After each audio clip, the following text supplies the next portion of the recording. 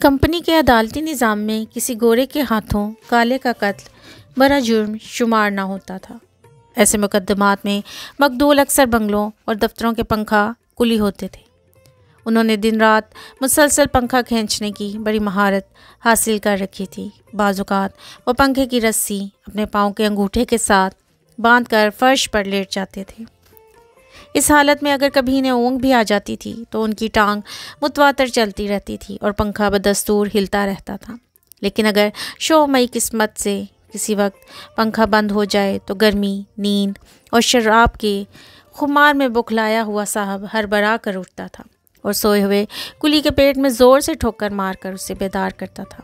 کئی بار اس ٹھوکر کی ضرب سے بیچارے کلی کی تلی پھٹ جاتی تھی اور وہ وہیں لیٹے لیٹے دم توڑ دیتا تھا۔ اس جرم کی پاداش میں صاحب کو کبھی 1 روپیہ جرمانہ ہو جاتا تھا، کبھی محض وارننگ ملتی تھی، کبھی باعزت بری۔ ہندوستانیوں کو سب سے کڑی سزا چوری کے جرم پر ملتی تھی۔ مجرم عورتیں ہوں یا مرد، عام طور پر انہیں چوراہوں پر برسر عام ہر روز 39 کوڑے اس وقت تک لگائے جاتے تھے جب تک وہ چوری کا مال واپس نہ کر دیں۔ تپے ہوئے گرم لوہے سے چہرہ، ہاتھ اور ٹخنے داغنا بھی ایک عام سزا تھی۔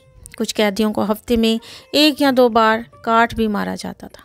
کسی کو لکڑی کے شکنجے میں کس کر اس کی نمائش کرنے میں جسمانی تکلیف کی نسبت تذلیل اور تشہیر کا عنصر زیادہ نمایاں ہوتا تھا۔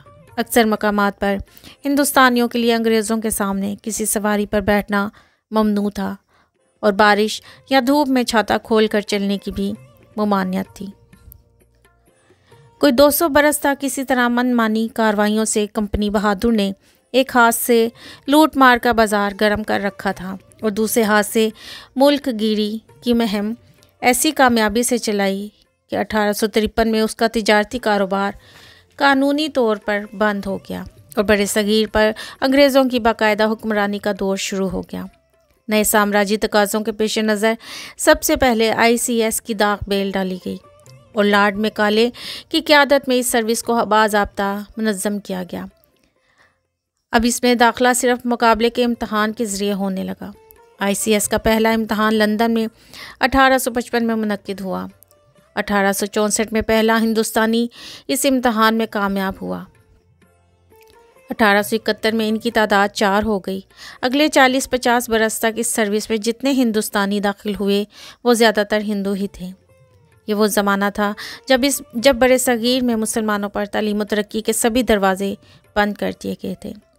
لارڈ میکالے کا فتویٰ تھا کہ یہاں پر جو نظام تعلیم رائج کیا جائے وہ ایسے انسان پیدا کرے جو رنگت میں تو بے شک ہندوستانی ہو لیکن چال ڈھال، فہم و فراست، ذوق و مذاق، اخلاق و اطوار اور ذہنی اعتبار سے انگریز ہوں۔ اس پالیسی کے تحت جب فارسی کی جگہ انگریزی کو سرکاری زبان بنا دیا گیا تو بڑے صغیر کے ہزاروں مسلمان علماء و فضلاء یہ یکے نو کے قلم غیر تعلیم یافتہ قرار دیے گئے۔ اس فیصلے کا ہندوؤں نے بڑی گرم جوشی سے خیر مقدم کیا، اس لیے نہیں کہ انہیں انگریزی سے کوئی خاص محبت تھی بلکہ صرف اس لیے کہ انہیں فارسی سے چڑ تھی کیونکہ اس زبان کا رابطہ مسلمانوں سے تھا۔ یوں بھی جب 1857 میں سلطنت مغلیہ کا آخری چراغ گل ہو گیا تو انگریزوں اور ہندوؤں کی ایک مشترکہ کوشش یہ تھی کہ اس بڑے صغیر میں ہر اس امکان کو ختم کر دیا جائے جس میں مسلمان کے دوبارہ سر اٹھانے کا ذرا سا شائبہ بھی موجود ہو۔ یہاں پر مسلمان ہی ایک ایسی قوم تھی جس میں حکومت کرنے کی صلاحیت بھی تھی، روایت بھی تھی اور 1000 سالہ تجربہ بھی حاصل تھا۔ چنانچہ اس قوم کا سر کچلنا دونوں کا فرضی منصبی قرار پایا۔ اس مقصد کو پورا کرنے کے لیے انگریزوں نے سب سے پہلے اقتصادی طور پر ہندوؤں کو آگے بڑھانے اور تعلیمی طور پر مسلمانوں کو پیچھے دھکیلنے کی پالیسی کو عملی جامہ پہنانا شروع کر دیا۔ یہ تجربہ بڑا کامیاب رہا۔ حکومت انگلشیہ نے نظام تعلیم کو سیکولر بنا کر اسے براہ راست سرکاری سرپرستی میں لے لیا۔ اس طرح مسلمانوں کے تہذیبی، تمدنی اور علمی گہواروں کا رشتہ اس نظام تعلیم سے بالکل منقطع ہو گیا۔ اسلامی مدرسے اور دارالعلوم تو حکومت کی سرپرستی سے محروم ہو کر اپنے اپنے خود حفاظتی خول میں چلے گئے، لیکن کرسچن مشنری اسکولوں کی تعداد روز بروز بڑی تیزی سے بڑھنے لگی۔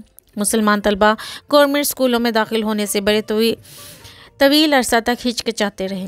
اس کی 3 وجوہات تھیں۔ ایک تو انگریزوں کا رویہ مسلمانوں کی طرف ویسا ہی تھا جیسا کہ فاتح کا مفتوح کی طرف ہوتا ہے، اس لیے مسلمان قدرتی طور پر ان اداروں میں جانے سے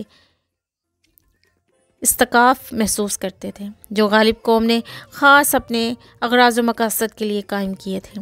دوسرے، گورنمنٹ اسکولوں میں دینی تعلیم پر مکمل پابندی تھی۔ یہ بات مسلمانوں کے لیے ناقابل فہم تھی۔ مسلمانوں کی پوری تاریخ اس بات کی شاہد تھی کہ دین کے بغیر تعلیم کا کوئی نظام نہ مکمل ہو سکتا ہے، ناقابل قبول۔ چنانچہ انگریزوں کا یہ اقدام مسلمانوں کی نظر میں شکوک و شبہات سے اٹاٹ بھرا ہوا تھا۔ تیسری وجہ یہ تھی کہ مسلمانوں کے سیاسی زوال سے شے پا کر اس زمانے میں عیسائی مشنریوں نے بڑے صغیر پر پورش شروع کر دی اور وہ بڑی شدت سے مسیحیت کی تبلیغ میں مصروف ہو گئے۔ یہ پادری جگہ جگہ مسلمان علماء کو مناظرے کا چیلنج دیتے تھے۔ مناظرے اکثر گورنمنٹ اسکولوں کے گراؤنڈ میں منعقد ہوتے تھے۔ مقامی انگریز افسر شامیانوں کا بندوبست بھی کرتے تھے اور ہر ممکن طریقے سے پادریوں کی پشت پناہی کا سامان بھی کرتے تھے۔ اس سے مسلمانوں کے ذہن میں یہ شبہ اور بھی پختہ ہو گیا کہ گورنمنٹ اسکولوں، انگریز افسروں اور مسیحی پادریوں کے درمیان مسلمانوں کے خلاف ضرور کوئی خفیہ گٹھ جوڑ ہے، اور مسلمانوں کا سیاسی زور توڑنے کے بعد اب یہ لوگ سرکاری نظام تعلیم کے پردے میں ان کے دین کے در پہ ہو رہے ہیں۔ چنانچہ مسلمانوں کے دینی ادارے اور حکومت سرکاری اسکول الگ الگ متوازی خطوط پر چلنے لگے۔ آزادی کے بعد بھی یہ سلسلہ اب تک کسی نہ کسی صورت میں جاری ہے۔ اس صورتحال کا نتیجہ یہ تھا کہ 1880 سے 81 میں سارے بڑے صغیر میں انگریزی ہائی اسکولوں میں 36,686 ہندو اور صرف 363 مسلمان طلبہ پڑھتے تھے۔ اسی طرح اس سال پورے ہندوستان میں 3,155 ہندو اور فقط 75 مسلمان گریجویٹ تھے۔ قدرتی طور پر ملک کے انتظامی اور معاشی نظام بھی ہندوؤں کا تناسب اسی لحاظ سے تھا۔ مسلمانوں کی پسماندگی کے اس جمود کو سر سید احمد خان کی تحریک علی گڑھ نے بڑے مؤثر طور پر توڑا۔ 1922 میں جب ICS کے مقابلے کا امتحان لندن اور دہلی میں بیک وقت منعقد ہونے لگا تھا تو اس سروس میں مسلمانوں کی تعداد میں بھی اضافہ شروع ہو گیا۔ 1940 میں جب میں ICS میں داخل ہوا تو میرا گروپ 30 افراد پر مشتمل تھا۔ ان میں سے 19 کا انتخاب لندن میں اور 11 کا دہلی میں ہوا۔ گروپ میں 15 انگریز، 12 ہندو اور 3 مسلمان تھے۔ دوسری جنگ عظیم کی وجہ سے لندن میں ٹریننگ کے راستے بند تھے، اس لیے ہماری ٹریننگ کا کیمپ دہرادون میں کھولا گیا۔ جب میں پہلے روز کیمپ میں حاضر ہوا تو ٹریننگ کے ڈائریکٹر مسٹر پینل اپنے روزمرہ کے معمول کے مطابق کیمپ کی صفائی کا معائنہ کرنے گشت پر نکلے ہوئے تھے۔ مجھے بھی انہوں نے اپنے ساتھ لے لیا۔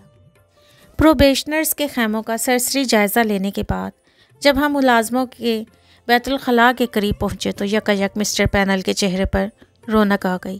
انہوں نے اپنی اینک اتار کر جیب میں رکھ لی، رومال سے اپنی گدلی گدلی آنکھوں کی نمی صاف کی اور پھر جھک جھک کر بیت الخلاء کے قدمچوں میں ناک ڈال کر زور زور سے یوں سانس لینے لگے جیسے شکاری کتا جھاڑیوں میں چھپے ہوئے زخمی بٹیر کو سونگ سونگ کر تلاش کرتا ہے۔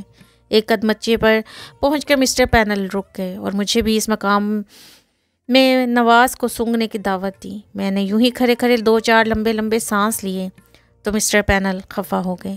انہوں نے میری گردن میں ہاتھ ڈال کر میرا سر جھکایا اور میری ناک عین قدمچے کے پاس لا کر بہت نہایت زور سے سونگنے کا حکم دیا۔ ابھی گھنٹہ بھر پہلے 8-10 پرخور بیروں نے اس قدمچے پر اپنی صحت مند مادوں کو صاف کیا تھا۔ محتر نے صفائی کے لیے فینائل چھڑک کر اس پر چونا ڈال دیا۔ اس مغلوبے پر ناک لٹکا کر میں نے ایک طویل سانس کھینچا تو افوت کے پے در پہ بھپکوں سے میرا دماغ پھٹنے لگا اور مجھے بے اختیار بڑے زور کی کہہ آ گئی۔ کہہ کے کچھ چھینٹے مسٹر پینل کے چمکیلے براؤن جوتوں پر بھی پڑے۔ انہوں نے مجھے قہر آلود نگاہوں سے گھورا، اپنی ناک کو سکیرا جو حدود کی چونچ کی طرح لمبی، تیکھی اور ٹیڑھی تھی، اور اپنے ذہن میں مجھے ICS کے لیے قطعی غیر موضوع کھاتے میں ڈال دیا۔ دہرادون ٹریننگ کیمپ کے قیام کے دوران کئی ایسے اور مواقع بھی آئے جنہوں نے مسٹر پینل کے دماغ میں ICS کے لیے میری نااہلیت پر ایک کے بعد دوسرے کے بعد تیسری مہر ثبت کر دی۔ کیمپ میں ہر پروبیشنر کو اپنا اپنا ذاتی بیڑا رکھنے کا حکم تھا۔ میں جموں سے اپنے ساتھ ادھیر عمر کا ایک کشمیری ملازم رمضان لیتا آیا تھا۔ کیمپ کے میس میں بیٹھ کر بیروں کو بلانے کا طریقہ یہ تھا کہ دونوں ہاتھوں سے تالی بجاؤ اور بلند آواز سے کوئی ہے کا نعرہ لگاؤ، کوئی ہے کہ سیٹی پر بیچارے بیرے لپک کر دم ہلاتے ہوئے حاضر ہوتے تھے۔ مجھے یہ رسم بڑی معیوب محسوس ہوتی تھی، اس لیے میں ہمیشہ اپنے بیرے رمضان کو رمضان صاحب کے نام سے آواز دیتا تھا اور تم کی بجائے آپ کہہ کر مخاطب کرتا تھا۔ مسٹر پینل کو میرا یہ انداز پوری طرح کھٹکا تھا۔ میرے دوسرے انگریز اور دیسی ساتھی بھی اس پر کافی ناک بھون چڑھاتے تھے۔ ایک رات مسٹر پینل صاحب نے مجھے اپنے خیمے میں کافی پینے کے لیے مدعو کیا اور کافی کے ساتھ ساتھ مجھے ایک طویل لیکچر بھی اس موضوع پر پلایا کہ اچھا افسر بننے کے لیے لازمی ہے کہ عوام الناس کے ساتھ پورا فاصلہ برقرار رکھا جائے۔ ان کے بھاشن میں بیوروکریسی کے علاوہ سارے بر خود غلط اصول جھلک رہے تھے، جنہوں نے نوکر شاہی کو اندرون شہر سے کاٹ کر سول لائنز کی الگ تھلگ اجنبی دنیا میں آباد کر رکھا تھا۔ میں نے مسٹر پینل کی کافی تو بڑے شوق سے پی، لیکن ان کی تقریر پر ایک کان سنی اور دوسرے کان سے اڑا دی۔ ٹریننگ کے بعد ICS پروبیشنرز کے امتحان میں تاریخ، نظم و نسق، قانون، ہندی زبان کے پرچے تو میں نے بڑی آسانی سے پاس کر لیے، لیکن گھوڑ سواری کا امتحان میرے لیے بڑا ٹیڑھا مسئلہ تھا۔ گھوڑے پر سوار ہونا تو درکنار، ساری عمر مجھے کسی نے گھوڑے کو ہاتھ تک نہ لگانے دیا تھا۔ اس کی وجہ ایک واہمہ تھا۔ جب روس میں کمیونسٹ انقلاب برپا ہوا تو سینٹرل ایشیا سے بہت سے مسلمان بالشوکی مظالم سے تنگ آ کر دوسرے ملکوں کی طرف ہجرت کر گئے۔ کئی سال تک یہ مہاجرین گلگت بھی آتے رہے۔ ان میں بخارا کے ایک درویش حضرت نوری کے نام بھی تھے۔ ان کی عمر کوئی 100 برس کے لگ بھگ تھی۔ والد صاحب نے انہیں اپنے ہاں ہی رکھ لیا۔ وہ 6-7 برس تک ہمارے ہاں رہے اور وہیں وفات پائی۔ جب میں پیدا ہوا تو وہ ہمارے پاس ہی مقیم تھے۔ میرا نام بھی انہی کا تجویز کردہ ہے۔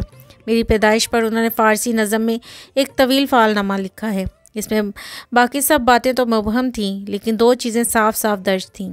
ایک یہ کہ اس بچے کو ساری عمر کثرت سے نکسیر پھوٹا کرے گی، لیکن اس میں فکر کی کوئی بات نہیں۔ یہ بات بالکل صحیح ثابت ہوئی۔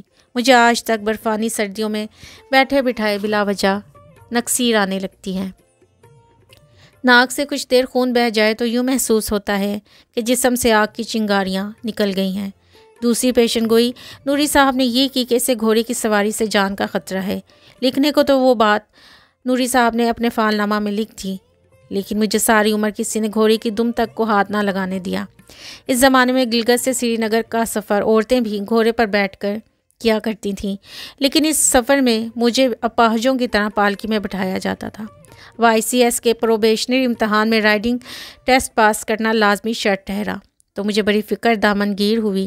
مسٹر پینل کو امید واسق تھی کہ میں اس ٹیسٹ میں ضرور فیل ہو جاؤں گا۔ مجھے خود بھی یہی خطرہ تھا، اس لیے امتحان سے کچھ عرصہ پہلے کیمپ کے رائڈنگ انسٹرکٹر دفعہ جمال خان سے ملا اور اسے اپنی بپتا کی رام کہانی صاف صاف جا سنائی۔ وہ جہلم کا ریٹائرڈ فوجی تھا۔ اس نے بڑے اعتماد سے میری پیٹھ ٹھونکی اور کہا، صاحب آپ فکر مت کریں، آپ کا بس اتنا کام ہے کہ گھوڑے کی پیٹھ پر جم کر بیٹھ رہیں، باقی سب کام اللہ کے حکم سے میں خود سنبھال لوں گا۔ دفدار جمال خان نے مجھے گھوڑے پر جم کر بیٹھنے کے کچھ ایسے گر سکھائے کہ گھوڑا تو کبھی ٹھوکر کھا کر گر بھی جاتا تھا، لیکن میں اس کی پیٹھ کے ساتھ جونگ کی طرح چمٹا رہتا تھا۔ امتحان والے دن دفدار صاحب نے مجھے ایسا گھوڑا دیا جو سرکس کے جانوروں کی طرح بالکل سدایا تھا۔ جب امتحان والے کرنل نے پکار کر حکم دیا ٹراٹ، تو ایریا لگام کے کسی اشارے کے بغیر ہی میرے گھوڑے نے بڑے مزے سے دل کی چال چلنا شروع کر دی۔ گیلپ کی آواز پر میرا گھوڑا خود بخود سرپٹ بھاگنے لگا۔ راستے میں ایستادہ رکاوٹوں کو بھی وہ خود ہی ہنرمندی سے پھلانگتا گیا۔ آخر میں جب کرنل صاحب نے فگر آف 8 بنانے کا آرڈر دیا تو میرے گھوڑے نے ایسے خوبصورت دائرے کاٹ کر انگریزی 8 کا ہندسہ بنایا کہ مجھے شاباش دے کر اچھے نمبروں سے پاس کر دیا۔ پروبیشنری امتحان کے بعد جب مجھے صوبہ بہار میں تعیناتی کا حکم ملا تو مسٹر پینل نے وہاں کے چیف سیکرٹری کو میرے متعلق جو رپورٹ بھیجی اس میں میری چند خصوصیات کو بڑی وضاحت سے اجاگر کیا گیا۔ خفیف الحرکات، ہائی سوسائٹی کے لیے ناموزوں، رذیلوں میں خوش، ICS کی روایات اور وقار کے لیے ناکافی، اہم ذمہ داریوں کے لیے نااہل، مجموعی طور پر انڈین سروس کے لیے غلط انتخاب، اگر ملازمت کے 2 یا 3 سال بھی پورے کر لے تو اس کی انتہائی خوش نصیبی اور برٹش انڈین گورنمنٹ کی انتہائی بد نصیبی ہوگی۔